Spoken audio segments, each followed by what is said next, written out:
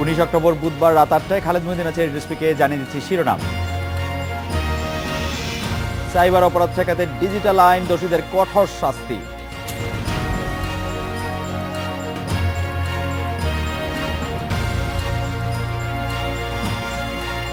সম্মেলনে গুরুত্ব পেতে আওয়ামী লীগের নেতাকর্মীরা মরিয়া, লঙ্ঘন করছেন দলীয় নির্দেশও।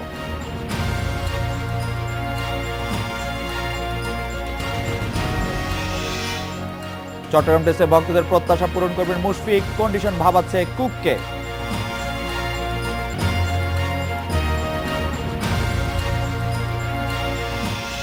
তথ্য প্রযুক্তির উন্নয়নের সাথে সাথে সাইবার নিরাপত্তা বাড়াতে প্রয়োজনীয় ব্যবস্থা নেওয়ার নির্দেশ দিয়েছেন প্রধানমন্ত্রী শেখ হাসিনা। সকালে রাজধানীতে তথ্য প্রযুক্তি মেলার ডিজিটাল ওয়ার্ল্ডের উদ্বোধনী অনুষ্ঠানে তিনি এই নির্দেশ দেন।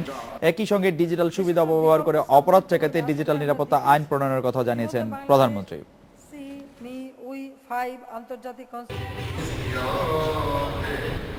দেশের তথ্য প্রযুক্তি খাতকে এগিয়ে নেওয়া এবং নতুন প্রজন্মকে উৎসাহ যোগাতে চতুর্থবারের মতো আয়োজন করা হয়েছে দেশের সবচেয়ে বড় প্রযুক্তি মেলার।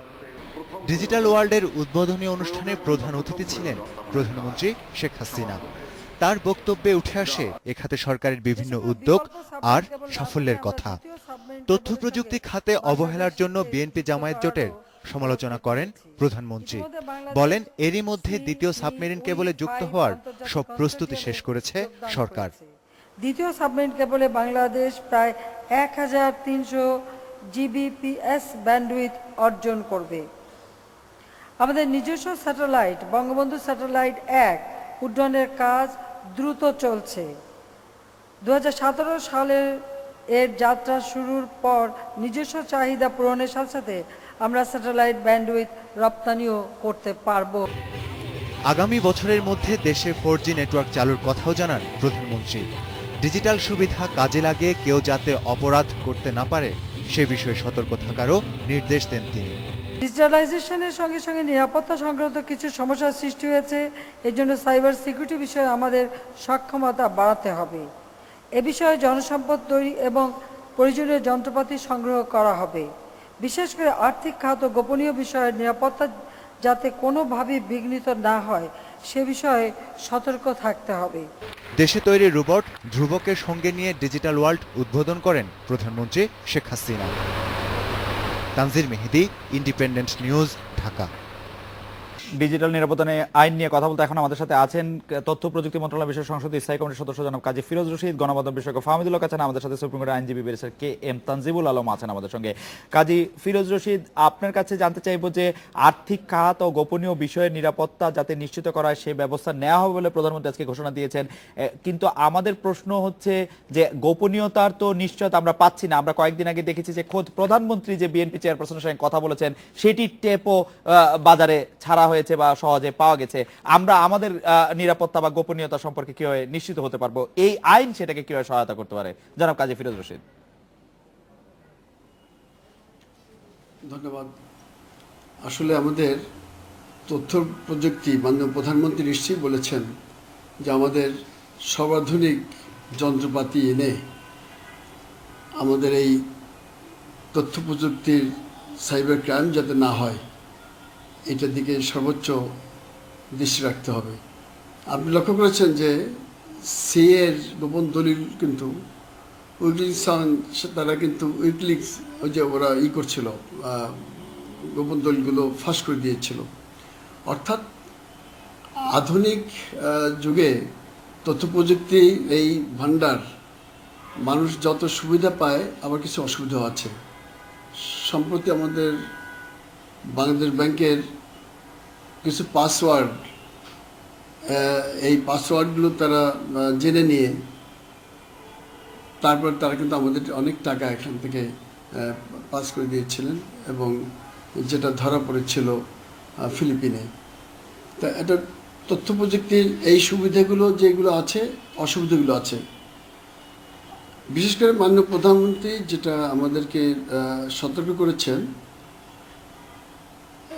সেটা হচ্ছে যে এই যে আর্থিক খাত, দ্যাট ইজ ব্যাংকিং খাত, অন্যান্য আর্থিক খাত এবং রাষ্ট্রীয় নিরাপত্তার বিষয়গুলো, এইগুলোর দিকে সর্বোচ্চ সতর্কতা রাখতে হবে। কারণ তথ্য প্রযুক্তিতে যতই দেশ উন্নয়নের দিকে যাচ্ছে, যাতে সেগুলি আবার প্রকাশ না যারা- হয় পরে এবং সেগুলি গোপনীয়তা যাতে থাকে। জনাব কাজী ফিরোজ রশিদ, আপনাকে ধন্যবাদ, আপনি আমাদের সঙ্গে থাকবেন। আমি ব্যারিস্টার কে এম তানজিবুল আলম আপনার কাছ থেকে জানতে চাইবো যে ডিজিটাল নিরাপত্তা আইনে খসড়া ধারা 3-এ বলা হয়েছে এটি বাংলাদেশের অন্যান্য আইন ও বিধির সম্পূরক আইন হিসাবে ব্যবহার করা হবে। এই সম্পূরক আইনটির খুব প্রয়োজন এই মুহূর্তে ছিল কিনা, এর যৌক্তিকতা কি, আপনি আমাদের যদি একটু বলেন ব্যারিস্টার তানজিব।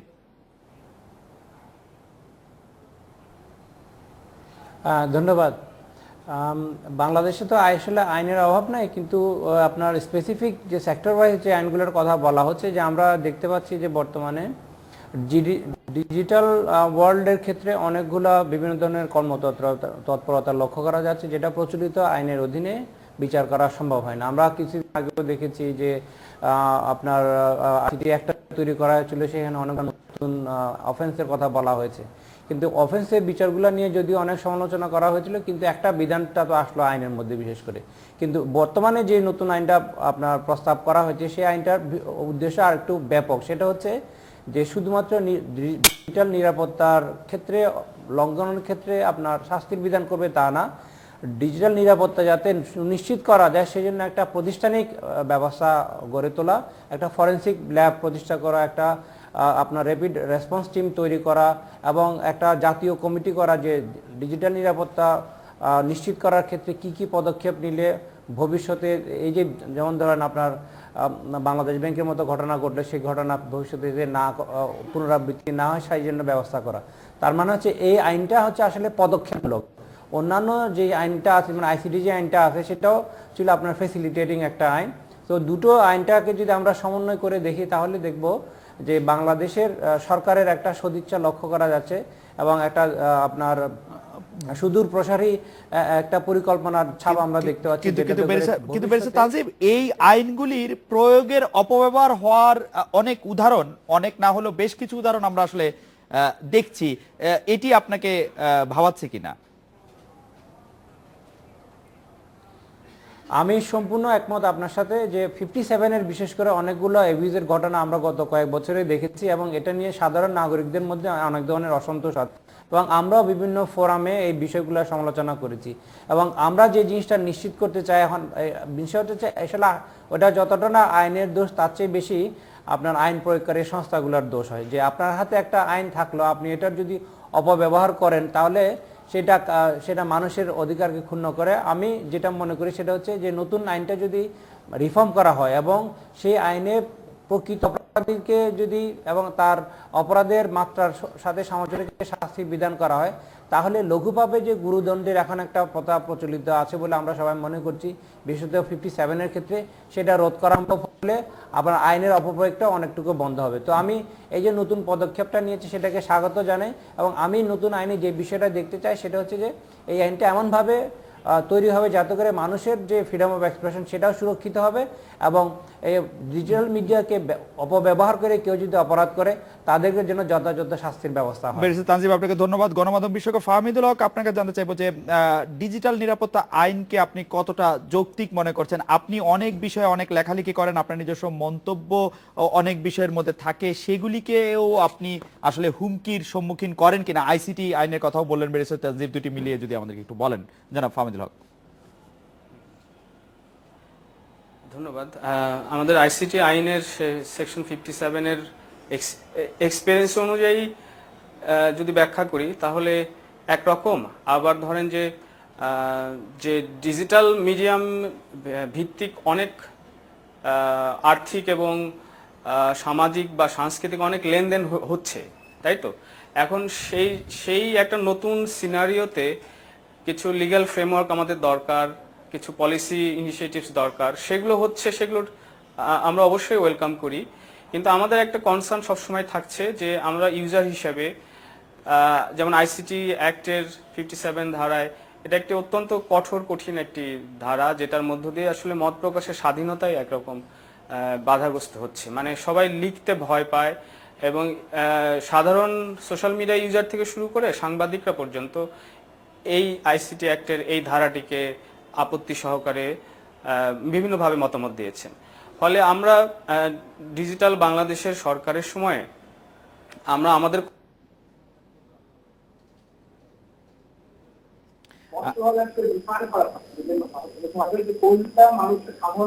হতে হবে যে কোনটা মানুষের সাধারণ এক্সপ্রেশন আর কোনটা অপরাধমূলক এক্সপ্রেশন। তো অপরাধের ঘটনাও ঘটছে এখন, অনেক অপরাধী অনলাইন ভিত্তিক, অনেক রাজনৈতিক ঘটনা বা রাজনৈতিক প্রতিহিংসার ঘটনাও অনলাইন ভিত্তিক আমরা দেখছি। তো এই সবটা মিলে একটা বেশ মানে বড় একটা সময় এবং ট্রানজিশন পিরিয়ডের মুখোমুখি আমরা। সেখানে লিগ্যাল ফ্রেমওয়ার্কগুলো কতটুকু অপরাধীকে ধরার জন্য আর কতটুকু সাধারণ ইউজারদের জন্য সহায়তামূলক, সেই জিনিসটা আসলে আমরা বুঝতে চাই। কারণ আমার সুযোগ হয়নি পুরো অধ্যাপক ফাহমিদুল হক, আপনি কি মনে করছেন যে এই বিষয়টি আসলে পরিষ্কার না আমাদের কাছে? আপনি মনে করছেন যে এইটি আপনি যেহেতু বুঝতে চাচ্ছেন, আপনি এ নিয়ে কাজ করে, এই বিষয়টির মধ্যে কি মানে ক্ল্যারিটির অভাব রয়েছে বলে আপনি মনে করেন, স্বচ্ছতার অভাব রয়েছে বলে আপনি মনে করেন? যেমন 57 ধারায় এক ধরনের ক্ল্যারিটির অভাব ছিল, খুব ওয়েল ডিফাইন্ড ছিল না যে কোনটা রাষ্ট্রের বিরুদ্ধে অপরাধ আর কোনটা রাষ্ট্রের পক্ষে অপরাধ। তেমনি এই জায়গায় আমাদের আসলে খুব স্পষ্টভাবে ডিফাইন করে আইনগুলো প্রবর্তন করতে হবে যে এত লাখ লাখ মানুষ, সাধারণ ইউজার, তারা অনলাইনে ফেসবুকে নিজেদের কথা বলছেন, বিভিন্ন জিনিস শেয়ার করছেন, সেটা কোনটা রাষ্ট্রপক্ষ বা সরকার পক্ষ নিজেদের পক্ষে এবং নিজেদের বিপক্ষে ভেবে। অধ্যাপক ফাহমিদুল হক একটি খুবই গুরুত্বপূর্ণ প্রসঙ্গের অবতারণা করেছেন। আপনার আমাদের সঙ্গে থাকুন, ব্যারিস্টার তানজিবও আছেন আমাদের সঙ্গে, জনাব কাজী ফিরোজ রশিদ। আপনি একজন আইনজীবীর কথা শুনলেন, আমাদের গণমাধ্যম বিশেষজ্ঞ আছেন অধ্যাপক ফাহমিদুল হক, তার কথা শুনলেন। আইন প্রণেতা হিসেবে আমরা আপনাকে জানতে চাইব, আপনারা যখন আইনটি প্রণয়ন করেছেন তখন এই বিষয়টি সঠিক সংজ্ঞায়ন এবং এই বিষয়টিতে আসলে রাষ্ট্রের পক্ষে কোনটি যাচ্ছে, রাষ্ট্রের বিরুদ্ধে কোনটি যাচ্ছে, কোনটি বোনাফাইডে অপরাধ, কোনটি মেলাফাইডে অপরাধ, সেইটি আপনারা ভাবতে পেরেছিলেন কিনা? আমরা একটা বিরতি নিচ্ছি জনাব কাজী ফিরোজ রশিদ, বিরতির পরে এসে আপনাদের কাছে বিষয়টি শুনবো।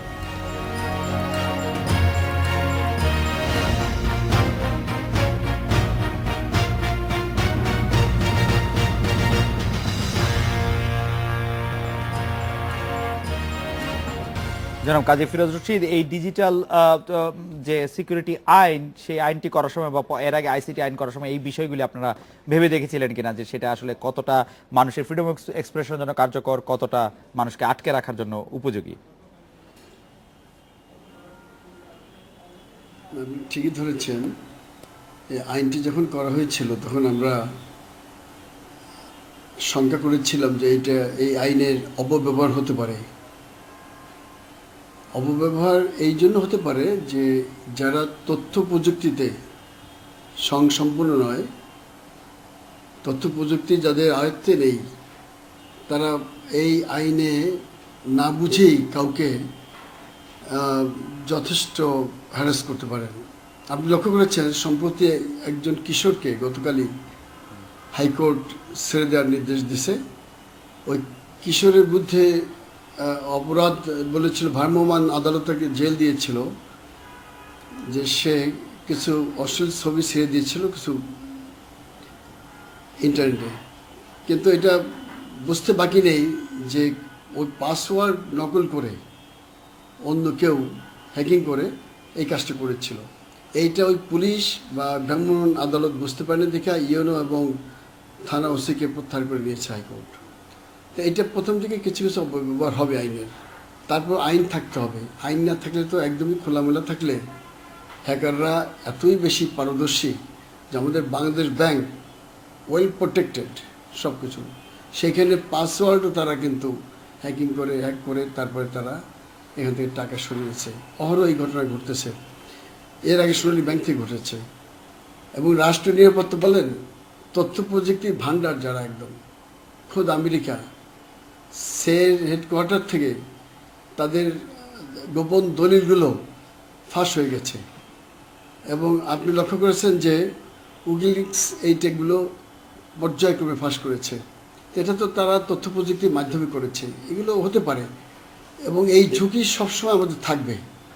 তার মধ্যেও আমরা মনে করি যে মাননীয় প্রধানমন্ত্রী যে আমাদের সতর্ক বার্তাটা দিয়েছেন, সেটা হলো যে কোন আইনের মাধ্যমে করা যাবে না, এটা আরও তথ্য প্রযুক্তি উন্নত মানের তথ্য প্রযুক্তি সদ্ব্যবহার করে যাতে আমাদের এই হ্যাকাররা আমাদের ক্ষতি করতে না পারে সেই দিকে লক্ষ্য রাখতে হবে। বিশেষ করে রাষ্ট্রীয় খাত এবং আমাদের রাষ্ট্রীয় গোপন ভান্ডার থেকে করেছি তারা যাতে বাইরে পাস জনাব করতে না পারে।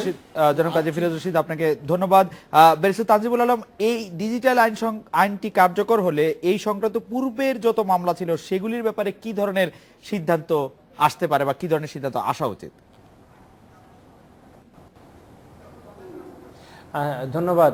আমি আপনার প্রশ্নের উত্তর দেওয়ার আগে মাননীয় সংসদ সদস্য যে কথাটা বললেন আইনের প্রণয়নের সময় এটা যে অপব্যবহার করা হবে সেই বিষয়ে তাদের আশঙ্কা ছিলেন। তো আমার কাছে যেটা মনে হয় যে প্রথমটা মূল আইনটা যখন তৈরি করা হয় তখন কতগুলো রক্ষা কবচ ছিল। মূল সমস্যাটা এটা শুরু হয়েছে আসলে আপনার অ্যামেন্ডমেন্টটা হওয়ার পরে। অ্যামেন্ডমেন্ট হওয়ার পরে এখন এটা কগনাইজেবল অফেন্স হয়ে গেছে, থানায় এফআইআর নিতে পারছে এবং এর ফলে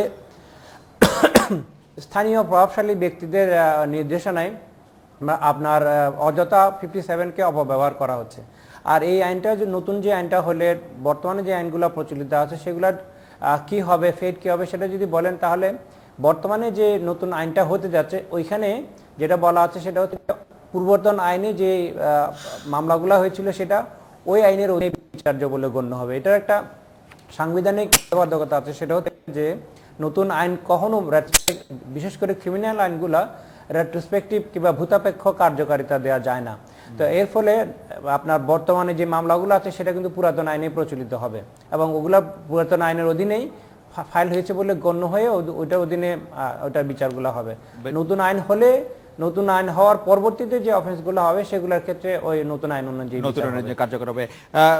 অধ্যাপক ফাহমিদুল হক, আমরা দেখলাম যে এটি নিয়ে আসলে যারা আইন প্রণেতা আছেন, কাজী ফিরোজ রশিদ অনেক প্রবীণ একজন আইন প্রণেতা, তিনিও আসলে জানেন যে আইনটার নানা রকম অপব্যবহার হয়েছে। ব্যারিস্টার তানজিবুল আলম যিনি এই আইনটি করার সাথে সম্পৃক্ত ছিলেন একরকম, তিনিও বললেন যে আসলে সংশোধনী হওয়ার পরে এগুলি হয়েছে। আমরা যারা সাধারণ মানুষ আছি তাদের আসলে করণীয়টা কি?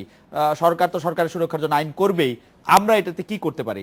এটি কি মানে আমাদের নিরাপত্তার জন্য আমরা কি এটি আবার উচ্চ আদালত চ্যালেঞ্জ করব, কি করব আসলে, নাকি আমরা অপেক্ষা করব, কি হয়? আসলে এই অভিজ্ঞতাগুলো আমাদের সবার জন্য নতুন, আইন প্রণেতাদের জন্য নতুন, আমরা যারা ব্যবহারকারী তাদের জন্যও নতুন। ফলে আমাদের আসলে অভিজ্ঞতার মধ্য দিয়েই সিদ্ধান্তগুলো নিতে হবে। যেমন ধরুন যে আগে আমরা যখন অনলাইন পরিসরটা ছোট ছিল, সংকুচিত ছিল, তখন আমরা অনেক ফ্রিডম নিয়ে অনেক কিছু লিখেছি। তারপরে এটা পরিসর বেড়েছে এবং এটাকে ঘিরে অনাকাঙ্ক্ষিত অনেক ঘটনা ঘটতে শুরু হয়েছে, তখন আইনগুলো আসা শুরু হয়েছে।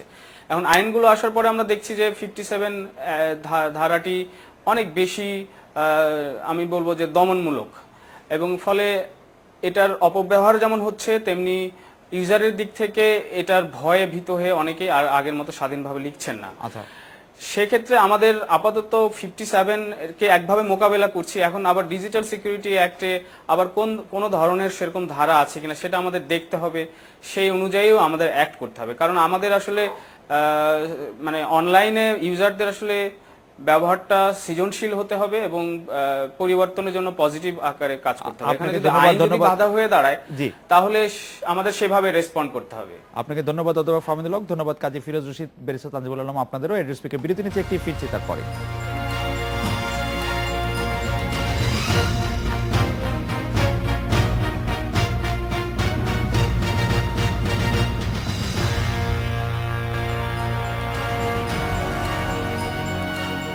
আগে ছিল নিষেধাজ্ঞা, 20তম জাতীয় সম্মেলনের প্রচারে নিজের নাম ও ছবি ব্যবহার করতে পারবে না আওয়ামী লীগ নেতাকর্মীরা, কিন্তু নির্দেশ অমান্য করেই টানানো হচ্ছে পোস্টার ব্যানার। সংশ্লিষ্টদের চিহ্নিত করে সম্মেলনের পর কঠোর ব্যবস্থা নেওয়ার কথা বলছেন দলের নেতাকর্মীরা।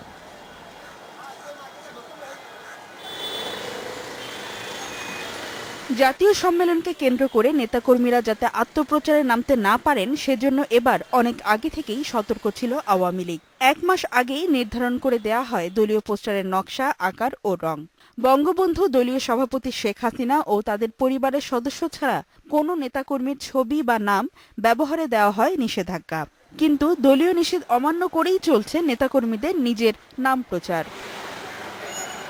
রাজধানীর নানা সড়ক তো বটেই, খোদ ধানমন্ডিতে দলীয় সভানেত্রীর কার্যালয়, এমনকি বঙ্গবন্ধু এভিনিউয়েও টানানো হয়েছে বিভিন্ন নেতার বিশাল ছবি ও নাম সম্বলিত পোস্টার ব্যানার। কর্মীরা দলের নির্দেশ না মানায় বিব্রত শীর্ষ নেতারা। কোনো কোনো ক্ষেত্রে যে ব্যত্যয় হয়নি তা নয়, কারা কারা ব্যত্যয় ঘটিয়েছে সেটি আমরা চিহ্নিত করছি। সংশ্লিষ্টদের চিহ্নিত করে সম্মেলনের পর নেওয়া হবে সাংগঠনিক ব্যবস্থা, জানিয়েছে দলটি। কোনো ধরনের অনিয়মের কোনো অভিযোগ পায় না। সেই হিসাবে যদি অনিয়মের অভিযোগ পাওয়া যায় তাহলে অবশ্যই তাদের বিরুদ্ধে আমরা ব্যবস্থা নেব। সেটি সম্মেলনের পরে সে ব্যাপারে আলাপ আলোচনা করে সিদ্ধান্ত নেওয়া হবে। কেন্দ্রের সিদ্ধান্তকে সম্মান জানিয়ে দ্রুতই এসব পোস্টার ব্যানার সরিয়ে ফেলার নির্দেশও দিয়েছে দলটি। ফারজানা শোভা, ইন্ডিপেন্ডেন্ট নিউজ, ঢাকা। আওয়ামী লীগের সম্মেলনে কথা বলতে আমাদের সাথে আছেন খুলনা মহানগর আওয়ামী লীগের সভাপতি তালুকদার আব্দুল খালেক এমপি, চট্টগ্রাম দক্ষিণ জেলা আওয়ামী লীগের সভাপতি মুসলিম উদ্দিন আহমেদ এবং রাজশাহী মহানগর আওয়ামী লীগের সাধারণ সম্পাদক ডাবলু সরকারও আছেন আমাদের সঙ্গে। তালুকদার আব্দুল খালেক এমপি, আপনার কাছ থেকে জানতে চাইবো যে ঢাকায় আমরা দেখতে পাচ্ছি যে আওয়ামী লীগের নেতাকর্মীরা সম্মেলন উপলক্ষে যে বিধিনিষেধ দেওয়া হয়েছিল নিজেদের ছবি না ছাপানোর জন্য, সেটি অনেকেই করছেন। খুলনা আর কি অবস্থা আপনি দেখছেন এবং সম্মেলনের যে নিয়ম কানুন তা আওয়ামী লীগের নেতারা মানছেন কিনা? জনাব তালুকদার আব্দুল খালেক। খুলনায় একই অবস্থা সারা বাংলাদেশের। এখানেও আমরা অবশ্যই কেন্দ্রের যে নির্দেশ সেই অনুযায়ী আমাদের লিফলেট আমরা এবং বিশেষ করে প্যানা দেওয়া হয়েছে। তবে আমাদের কর্মীদের মধ্যে অনেক উৎসাহ উদ্দীপনা, আমরা নিষেধ করার পরেও আবার তাদের ফটো দিয়েও মাননীয় প্রধানমন্ত্রী বঙ্গবন্ধুর ফটো দিয়ে, মাননীয় প্রধানমন্ত্রী ছেলে জয়ের ফটো দিয়ে বিভিন্ন জায়গায় প্রচার এবং আওয়ামী লীগের যে অর্জন, মাননীয় প্রধানমন্ত্রীর অর্জন, এই বিষয়গুলা ওই প্যানায় দিয়ে এবং তারা এইগুলা প্রচারের জন্য তো বিভিন্ন প্যানা দিছে। আর সবচেয়ে কথা হয়েছে, হয়তো কেন্দ্র বলছে কিন্তু অনেক সবাই উৎসাহ উদ্দীপনা এত বেশি যে অনেক সময় আমাদের এই কথা শোনে নাই, আবার অনেকে তার ফটো দিয়ে এই প্রচার করছে। জনাব তালুকদার, এই আওয়ামী লীগের যে সম্মেলন আসছে, জাতীয় সম্মেলন, সেই সম্মেলন থেকে আপনার প্রত্যাশা কি? আপনি সেই সম্মেলনে কোনো নতুন দায়িত্ব পাওয়ার প্রত্যাশা করছেন কিনা? জনাব তালুকদার আব্দুল খালেক।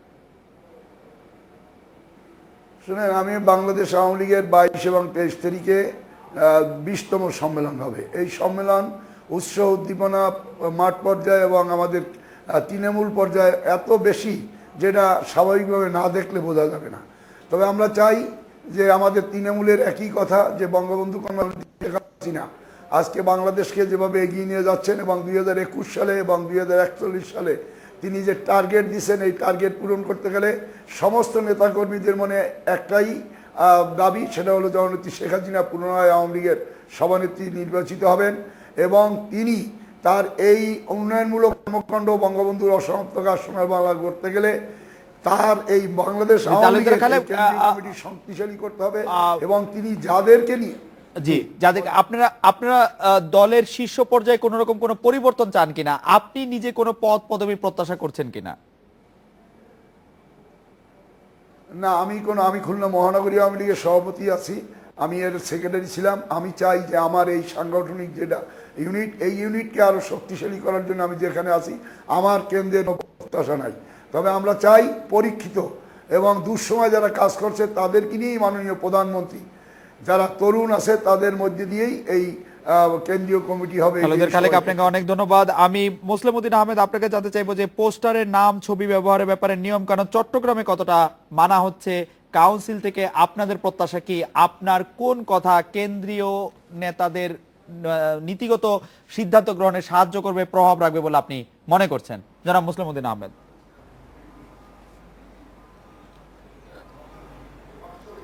বাংলাদেশ আওয়ামী লীগের জাতীয় সম্মেলন উপলক্ষে বাংলাদেশ আওয়ামী লীগের পক্ষ থেকে যে নির্দেশনা দেওয়া হয়েছে চট্টগ্রামে, এটা আমরা পালন করছি। এখানে এ পর্যন্ত তেমন ব্যক্তি বিশেষের ছবি দিয়ে যে পোস্টার ছাপানোর যে একটি প্রবণতা ইতিমধ্যে ছিল, এই সম্মেলনের আমরা যে প্রচারণাগুলি করছি, বিশেষ করে আমার দক্ষিণ চট্টগ্রামের বলখালী, পটিয়া, সাতকানিয়া, লোহাগাড়া, বাঁশখালী, আনোয়ারা, কর্ণফুলী, এই সমস্ত এলাকায় জেলা আওয়ামী লীগের পক্ষ থেকে, উপজেলা আওয়ামী লীগের পক্ষ থেকে বিভিন্ন পোস্টার এবং ব্যানার করা হয়েছে, যেগুলোতে বাংলাদেশ আওয়ামী লীগের নির্দেশনাকেই, তার মানে নির্দেশনা ভায়োলেট করে কোনো কিছু করা হচ্ছে না, সেটি ঠিক আছে। কাউন্সিলের পক্ষ থেকে, চট্টগ্রামের পক্ষ থেকে আপনারা কেন্দ্রীয় পর্যায়ে কি প্রস্তাব এবার করছেন, কি পরিবর্তন এবার চাচ্ছেন, বা আদৌ কোনো প্রস্তাব বা পরিবর্তন চাচ্ছেন কিনা, জনাব মোসলেম উদ্দিন আহমেদ?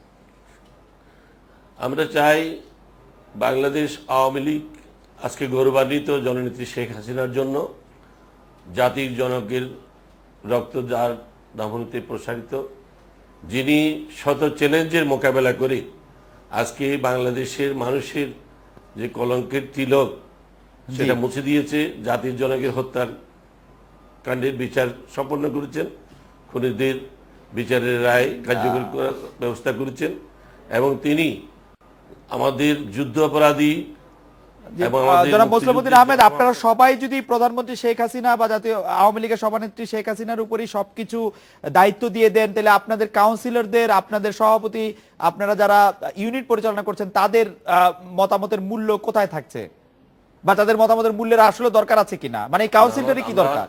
আমাদের নেত্রী দেশ পরিচালনার সাথে সাথে দলের তৃণমূল পর্যায়ের কর্মীদের আকাঙ্ক্ষার সম্পর্কে জানেন, এবং তিনি সবকিছু জ্ঞাত আছেন, এবং বিভিন্ন সময়ে তিনি খোঁজ খবর রাখেন। জি, জনাব মোসলেম উদ্দিন আহমেদ, আপনাকে অনেক ধন্যবাদ। আমি ডাবলু সরকারের কাছ থেকে জানতে চাইবো যে জনাব ডাবলু সরকার, রাজশাহীতে এই নিজেদের প্রচার কাজে নেতারা নিয়মের অবমাননা করছেন কিনা, আপনারা সেই সম্মেলনে যোগ দিতে রাজশাহী থেকে কিভাবে যাচ্ছেন এবং কবে নাগাদ যাচ্ছেন, সেটি একটু আমাদেরকে জানাবেন জনাব ডাবলু সরকার। জি, ধন্যবাদ। আমরা ইতিমধ্যে কেন্দ্রের নির্দেশ অনুযায়ী, আমরা কেন্দ্রের যে নির্দেশ আছে যে বঙ্গবন্ধু এবং নেত্রীর ছবি এবং বঙ্গবন্ধু পরিবারের ছবি ছাড়া এই সম্মেলনে কোনো ছবি কারো দেওয়া যাবে না, আমরা রাজশাহীতে সেটি শতভাগ পালন করছি, এবং আমরা এটা কাউকে করতে দিই নাই, এবং রাজশাহীটাকে এই সম্মেলনে, রাজশাহীতে যে সাত উৎসব পরিণত হয়েছে, তবে এর সাথে আমরা ছবির সাথে কিছুটা আলাদা আঙ্গিক দেওয়ার চেষ্টা করেছি। আমরা রাজশাহী শহরটাকে লাইটিংয়ে সজ্জিত করে এটিকে আমরা মানুষের মধ্যে একটু উদ্দীপনা দেওয়ার চেষ্টা করেছি। আর এই সম্মেলনে আমাদের রাজশাহী আওয়ামী লীগের নেতাকর্মীদের মধ্যে এত বেশি সতর্কতা এইবার এই প্রথম, এটি এর আগে আমরা কখনো দেখি নাই। আমরা এই সম্মেলনে ইতিমধ্যেই অনেকেই ঢাকায় গেছেন। আমি মহানগর আওয়ামী লীগের সাধারণ সম্পাদক হিসাবে আমি 21 তারিখ বৈকাল 4টায় আমরা ট্রেন এবং বাসে আমরা রওনা দিব। জনাব ডাবলু সরকার, আপনাকে অনেক ধন্যবাদ। জনাব মোসলেম উদ্দিন আহমেদ, জনাব তালুকদার আব্দুল খালেক এমপি, আপনাকেও ধন্যবাদ। এর বিরতি নিচ্ছে, একটি ফিরছি তারপরে।